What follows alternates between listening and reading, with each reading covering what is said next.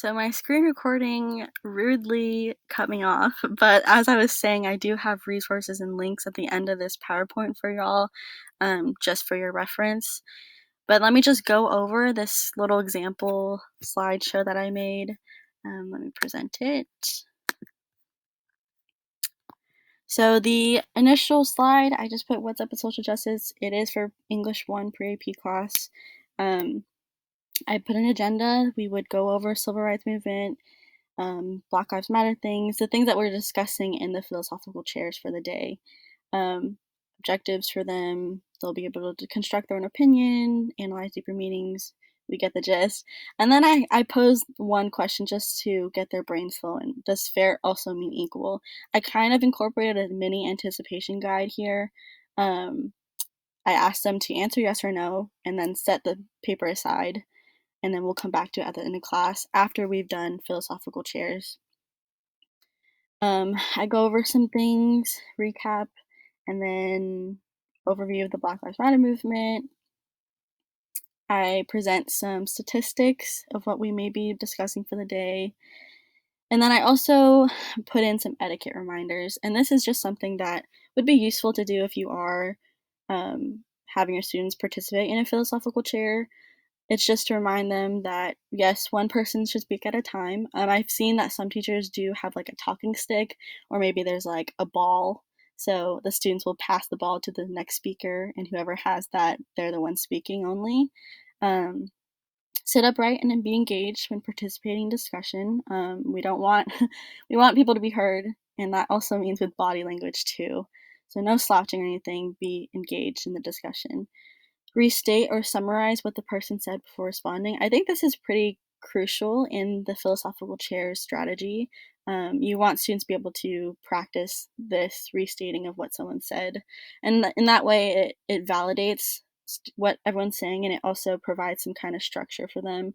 And you could provide some maybe sentence stems for students during discussion too, just to make it easier for them and also accommodate maybe SPED students or ELL.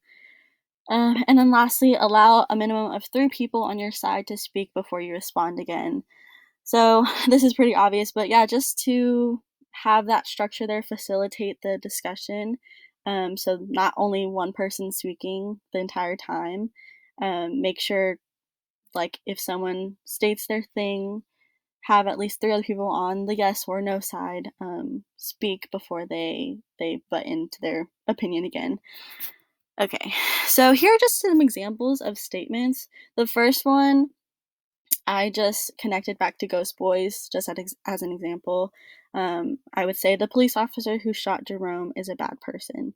And students would, ideally, we would go over maybe, I don't know, 5 statements in the beginning of class. I would read them off, and then students would write and reflect on the statements and what their stance is on it before we even begin philosophical chairs. So another example of a statement is euthanasia should be legalized. I saw like maybe the legalization of marijuana, capital punishment, all these things. So these are just examples. I have a list of statements at the end of this PowerPoint for y'all as well if you'd like to see. But yeah, we have a statement for the student. They decide what their opinion is, and then we discuss. And then I also incorporate an exit ticket thing. I guess the main objective or goal of philosophical chairs is to open students up to different perspectives. If they change their mind, that's great. If they don't, still, like, how did it feel listening to someone else's view on things? And so with that mini anticipation guide that I incorporated into this, I wanted them to revisit the question that I asked in the beginning. Does fair also mean equal? Did your answer to the question change? If it did, quickly jot down, like, tell me why it did change. And if it stayed the same, again, explain your reasons why you answered yes or no. And it just gives students an opportunity to give some self-reflection. So that's my strategy for y'all. Here's resources. If y'all have any questions, let me know. I hope y'all will use this in your future classrooms. Thank you.